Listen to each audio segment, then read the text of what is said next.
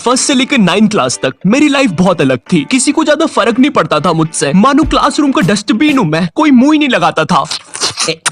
अबे श्रीवास्तव, क्या कर रहा है यार ये? माँ बाप ने बस कचरा खाने ही सिखाया क्या? मुंह क्यों लगा रहा है मुझे? बचपन में ऑप्स बेड्स के नाम पर लड़ाइयाँ करना। है? तूने मेरा बच्चा मार दिया। वो बारबी की नेम शीट को स्टिकर की तरह सर पे लगा लेना। मेरा तो एक यूट्यूब चैनल भी था, अजीब सी वाइन्स बनाता था मैं उस पे। मुन्नू, तू एक घोड़ा है। नुन्नू जो बोलता है वही होता है। मुन्नू ऐसा कुछ नहीं।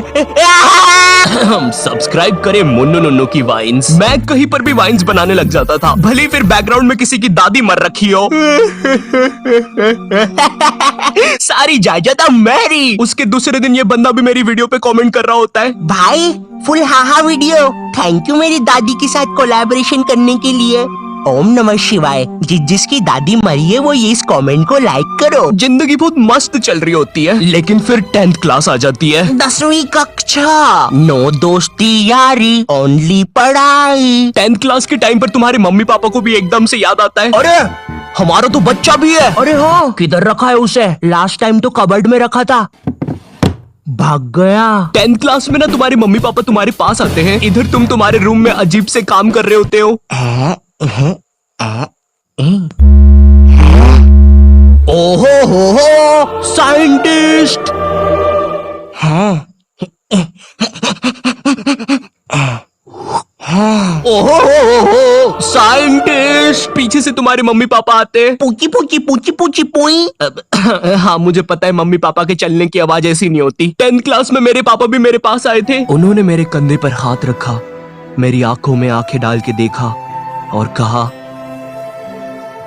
ये सर पे बारबी की नेम शीट लगाना बंद कर। और 10th क्लास आ गई है, पढ़ाई कर लेना चुपचाप। हाँ? अब तो और अच्छा लग रहा हूँ। हगी मारू है, लकी मैन है, ककाशी सेंसेई। पढ़ ले चुपचाप। वैसे ये कर कैसे रहा था ऐसे?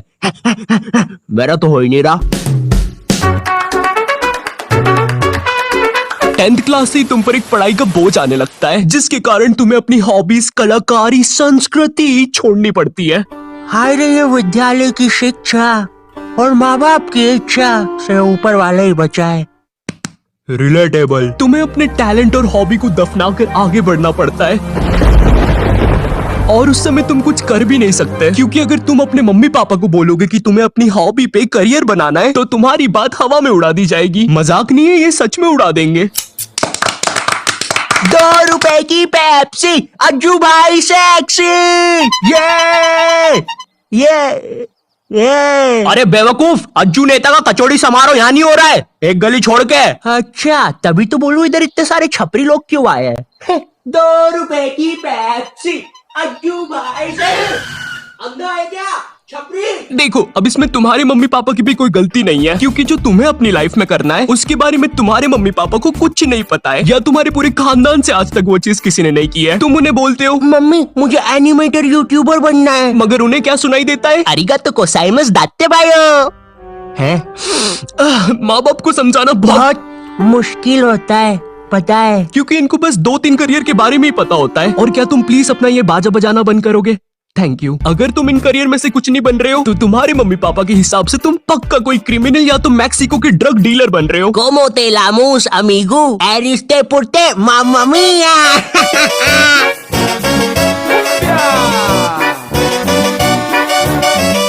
इधर तुम मम्मी पापा को अपने सपने बता रहे हो, उधर मम्मी पापा किसी दूर के मामा के एग्जाम्पल दे रहे होते हैं कि कैसे वो भी अपने एक्टिंग के सपने लेकर सपनों के शहर बम्बई गया था। लेकिन वहाँ कहाँ? सपनों के शहर बम्बई। मैं बस उसे निराशा ही हाथ लगी। तो अब बुलाते हैं नेक्स्ट कॉन्टिनेंट को। मैं सपनों के शहर बम्बई आया हूँ।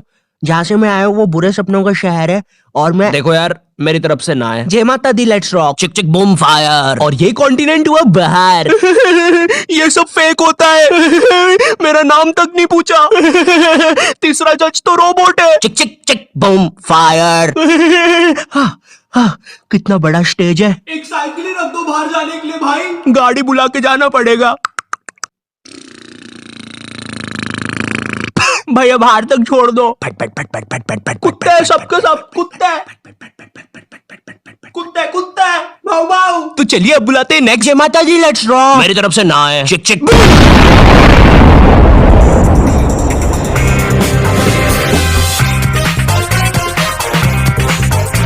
तो अब मैं अपने बारे में बताता हूँ। तो नॉट यू टाइप जी।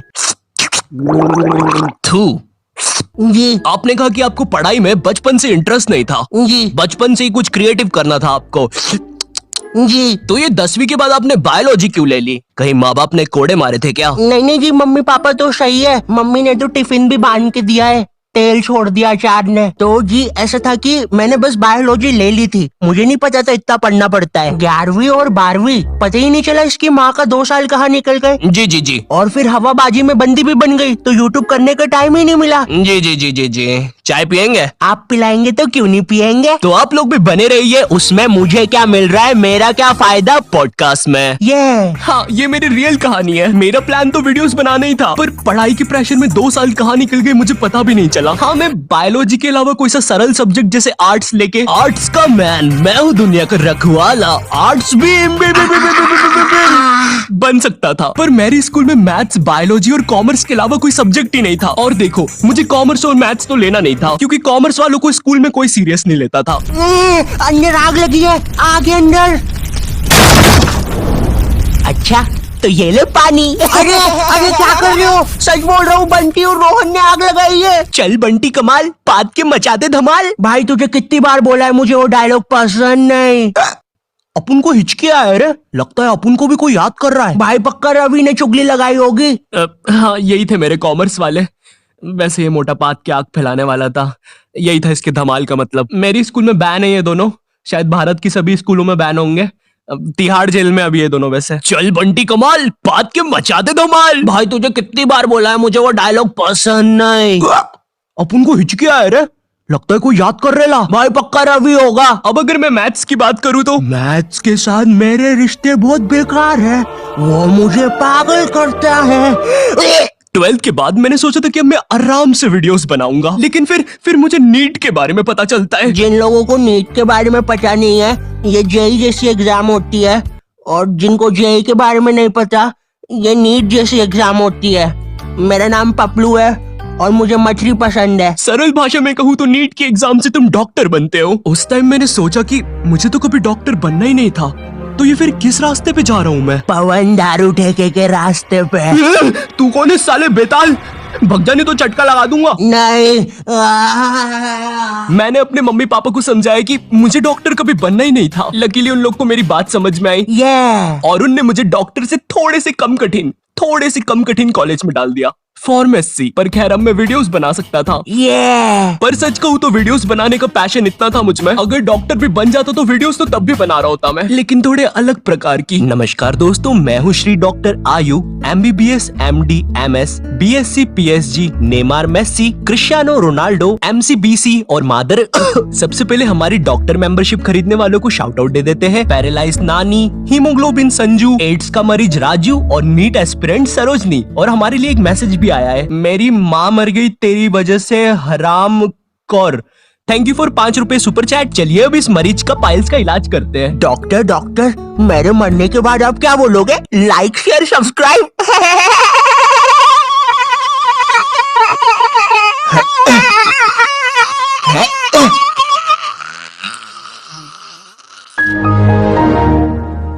तो दोस्तों आज के लिए बस इतना ही। होप आपको लाइव स्ट्रीमिंग पसंद आई होगी। है